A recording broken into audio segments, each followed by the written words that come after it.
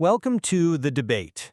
Today we are tackling the very bedrock of the American story, that massive, turbulent era between 1492 and 1763. We're looking at the transformation of a map, really, a map labeled unknown, into the 13 colonies that would become the United States. So the central question we need to answer is this. Was this period primarily an age of discovery, settlement, and the courageous forging of a new civilization from the wilderness? Or was it, as many modern critics suggest, strictly an era of invasion, exploitation, and the systematic dismantling of existing worlds? Exactly. It's a question that, I think, demands we stop looking at history purely through the eyes of the victor. When we look at that timeline, from Columbus to the Treaty of Paris, we aren't just seeing the birth of a nation. We're witnessing a collision. One side possessed gunpowder, steel, and, well, a portfolio of diseases that acted as a biological apocalypse. The other side possessed a continent. I'm going to be arguing that words like settlement and discovery are frankly comforting euphemisms. They sanitize a process that was functionally theft on a continental scale. You call them euphemisms, but I would call them accurate descriptors of the human drive to expand. I'll be representing the perspective that this era was one of profound and maybe even inevitable human development.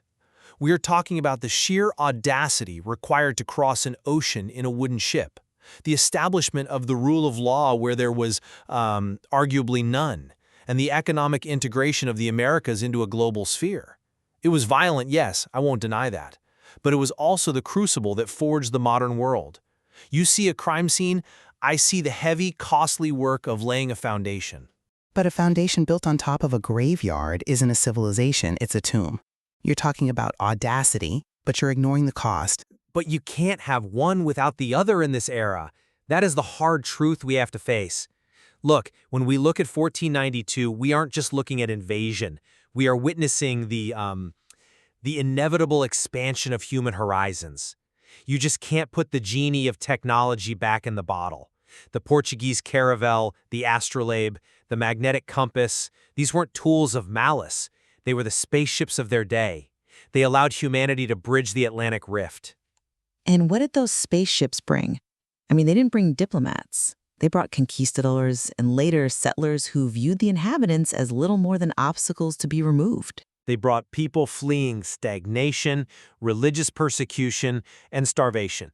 We have to acknowledge the immense human courage required for this endeavor. We aren't just talking about soldiers. We're talking about the settlers at Jamestown facing malaria and a mortality rate that would terrify a modern soldier. We're talking about the pilgrims at Plymouth enduring that first brutal winter where, half of them died before spring? These people were driven by a desire for a better life, for religious freedom, for economic progress. They didn't just survive, they built. They created new social contracts like the Mayflower Compact and the Fundamental Orders of Connecticut. These weren't acts of destruction, they were acts of creation, planting the seeds of self-governance that would eventually bloom into the United States. Planting seeds implies the ground was fallow, but it wasn't. And that's the core myth I need to dismantle. You speak of this raw wilderness and the creation of society, but that completely ignores the fact that this continent was already home to millions of people with complex, thriving cultures. This wasn't a new world, it was just new to Europeans. When you frame it as exploration, you are in effect erasing the history of the Haudenosaunee, the Pueblo, the Creek, the Mississippian cultures. You're celebrating the courage of the burglar breaking into a house just because the window was high up. Okay, that's a rhetorical flourish, but it ignores the reality of the development gap. When Europeans arrived, they brought with them a specific type of organized, permanent infrastructure that was, for the most part, absent. They brought the scientific mapping of the coastline by men like Giovanni da Verrazzano. They established permanent footholds, stone buildings, universities, written law. While I acknowledge the existence of indigenous groups, the European contribution was the establishment of a connected, global civilization where there was previously, in many regions, nomadic movement and isolated tribalism. You are painting this picture of scattered nomads to justify the conquest, but let's look at the actual data. You say there was no infrastructure. Around 1050 CE, the city of Cahokia, right outside modern-day St. Louis, had a population larger than London did at the exact same time. They didn't just pile dirt, they built Monk's Mound, a structure with a larger footprint than the Great Pyramid of Giza. This was a centralized urban metropolis with trade networks stretching from the Great Lakes to the Gulf of Mexico. To call that raw wilderness or nomadic isn't just an oversight, it's a deliberate erasure of history. Cahokia is an impressive example, I'll grant you that. But by the time Europeans arrived in force, Cahokia had largely collapsed. The dominant mode of existence Europeans encountered, especially in the Great Plains and the Northeast, was semi-sedentary or nomadic. The European project was different. It was about permanence and integration. The drive for the Northwest Passage wasn't just about moving goods. It was about connecting the globe. The British and French didn't just visit. They built Boston, Philadelphia, Quebec. These became nodes in a global network. That level of integration simply didn't exist before. But integration is just a polite word for domination. And you're still ignoring the political sophistication that was already here. I mean, consider the Haudenosaunee Confederacy, the Five Nations. You want to talk about the seeds of democracy? They had a participatory democracy running for centuries before Thomas Jefferson was even born. They had a constitution, the Great Law of Peace, that established separation of powers, checks and balances, a federalist structure. Ben Franklin didn't just invent American democracy out of thin air. He studied the Haudenosaunee. He sat in their councils. The very structure of the United States owes a debt to the people you claim needed to be civilized. Influence is undeniable, yes, but let's not pretend the two systems were compatible. The European system was built on written law and private property. And that brings us to the issue of land, which I know you view as theft. But we have to look at the legal frameworks of the time. History isn't just a story of conquest. It's also a story of transaction and diplomacy. Take the Dutch purchase of Manhattan in 1626. Peter Minuit paid 60 guilders worth of goods to the Lenape. Now, we can argue about the price, sure, but it was a transaction. It was a legal agreement between two groups, recorded and recognized. It was a contract between two people who were having two completely different conversations. This is the whole sale of Manhattan myth. The Lenape didn't have a concept of fee simple land ownership. The idea that you can buy a piece of earth, put up a fence, and own it forever to the exclusion of everyone else. To them, selling the earth was like selling the air or the sunlight. They thought they were accepting a gift to share the space, what we might call a usufruct right. They viewed it as a diplomatic tribute to let the Dutch live there alongside them. For the Dutch to frame it as a sale is just retroactive justification for theft. They used a piece of paper to evict a people who didn't even know they were being evicted. Hold on. You can't simply wave away signed treaties as myths just because they don't fit our modern understanding of fairness. There were witnesses, there was payment, there was a transfer of rights. That is the birth of the property law in America. And it wasn't just land deals, there were real alliances. Look at the 1621 Harvest Feast in Plymouth, Thanksgiving. That was a moment of genuine alliance between the Pilgrims and the Wampanoag. Massasoit and Governor Bradford had a mutual defense pact. A defense pact born of desperation, not friendship. The Wampanoag had been decimated by European diseases before the Pilgrims even landed.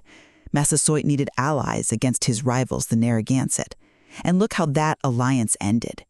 Within a single generation, the settlers' hunger for land completely outgrew their gratitude. We move from the Feast of 1621 to King Philip's War in 1675. The son of the very chief who feasted with the Pilgrims, Maccomet, was forced to wage desperate war to stop the English from taking everything. And how did the colonists respond? They burned villages and sold the survivors into slavery in the West Indies. They put Maccomet's head on a pike in Plymouth and left it there for 20 years. That is the reality of your diplomacy. King Philip's War was a tragedy. Undoubtedly, it was a brutal conflict on both sides, but you're focusing entirely on the breakdown of relations, and you're ignoring the long periods of stability and the successful establishment of a new economic order. All that land, however it was acquired, required a system to make it productive. We have to look at the operating system of the world at that time, mercantilism. This system of exploitation, you mean? Belief was that wealth in the world was finite. For England to get rich, it couldn't just trade, it had to extract and manufacture. So they created a closed loop. The colonies weren't just settlements. They were engines designed to funnel timber, tobacco, and furs solely to Britain, which then sold finished goods back to the colonies. It was a brilliantly designed, self-feeding economic machine. In Virginia, you had the tobacco boom. In New England, a massive shipbuilding industry emerged. By 1750, cities like Philadelphia and Boston were thriving urban centers with paved streets, libraries, and hospitals. This was a booming, successful economy that rivaled parts of Europe. Okay, let's pop the hood on that booming economy because you're glossing over the fuel that made it run. You cannot describe this success without identifying the triangle trade. You mentioned the bustling wharves of Boston. What were they loading? They were loading rum. And where was that rum going? To the West African coast to purchase human beings. Then those ships went to the Caribbean to buy sugar harvested by enslaved labor, brought it back to Boston to make more rum. The gentility of Philadelphia, the universities of New England, they weren't just parallel to slavery, they were financed by it. The very brick and mortar of the Ivy League was paid for with the proceeds of the triangle trade. I'm not denying the presence of slavery, nor its horror. It is the original sin of the nation. But to say the entire economy was nothing but slavery is, I think, reductive. The middle colonies, Pennsylvania, New York, New Jersey, they became the bread colonies. They were exporting wheat and grain to the world, largely through the labor of free farmers and indentured servants. And look at the diversity there. You had Quakers, Germans, Scots-Irish. William Penn's Holy Experiment in Pennsylvania was a genuine attempt to create a society based on religious freedom and fair dealing with indigenous people. He refused to just seize land. He insisted on purchasing it. It proves that the invasion narrative wasn't the only way Europeans knew how to operate. Penn was the exception that proves the rule, and even his experiments eventually failed the indigenous people. But let's look at the trajectory in the South, where the real money was. In 1619, the first Africans arrived at Point Comfort. At first, their status was ambiguous, but by 1750, the colonies had made a deliberate choice. They hardened their laws into slave codes. These laws defined people as property, hereditary, and permanent. This wasn't just a moral failure of the time, it was a calculated economic strategy. They looked at the balance sheet and decided that lifelong racialized chattel slavery was more profitable than indentured servitude. You can't separate the wealth of the colonies from the whip used to extract it. The economic system was flawed, deeply so, but it created the conditions for a geopolitical shift that is essential to our history. We have to talk about the French and Indian War. From my perspective, this war was the crucible of the American nation. It wasn't just European powers bickering. It was a necessary defense of the colonies against French aggression. The French were building forts in the Ohio River Valley, choking off expansion. Choking off expansion? You mean stopping the British from taking more indigenous land? I mean, securing the safety of the settlements that existed. It was in this conflict that a young George Washington cut his teeth. But more importantly, this war forged a sense of common American identity. Before this, a Virginian viewed a New Yorker as a foreigner. But the Albany Plan of Union proposed by Franklin in 1754 was the first real suggestion that these colonies should unite for their common defense. The Joiner-die-Snake cartoon comes from this very moment. The victory in 1763 secured the continent for English law, language, and Protestantism. It cleared the board. It cleared the board of the French, yes. But it turned the indigenous nations into the primary target. To me, the French and Indian War is the ultimate example of European powers using North America as a chessboard.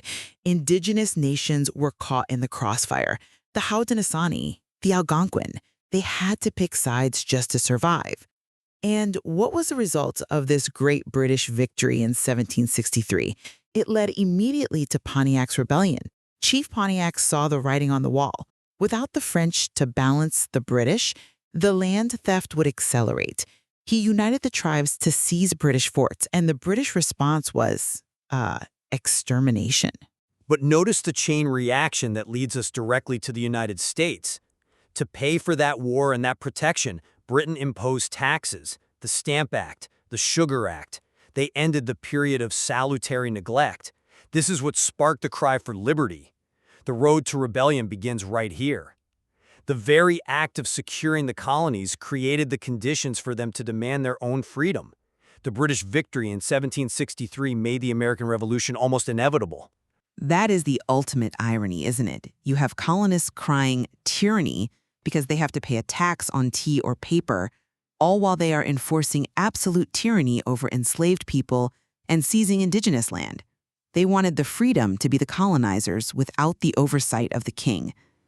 The liberty they fought for in 1776 was, in large part, the liberty to speculate on indigenous land west of the Appalachians, something the British had tried to ban with the Proclamation Line of 1763. I see it as the birth of a principle that would eventually outgrow its flawed creators. The ideals of liberty and self-governance articulated during this era were powerful enough to eventually dismantle the very systems of slavery and inequality that existed at the start. But we should wrap up. Let me summarize my position. Go ahead. When I look at the era from 1492 to 1763, I do not deny the violence, but I also see a time of profound, almost miraculous creation. From the moment the Mayflower Compact was signed, establishing the consent of the governed, to the bustling wharves of Boston, a new nation was being forged from the wilderness. It was driven by the indomitable spirit of those who crossed the ocean, endured starvation and war, and built the framework for the United States. It was a messy, violent, but ultimately generative process that created the modern world. And I maintain that we cannot celebrate the creation of a nation without mourning the destruction of the ones that were already here. The narrative of settlement is a comfort story we tell ourselves.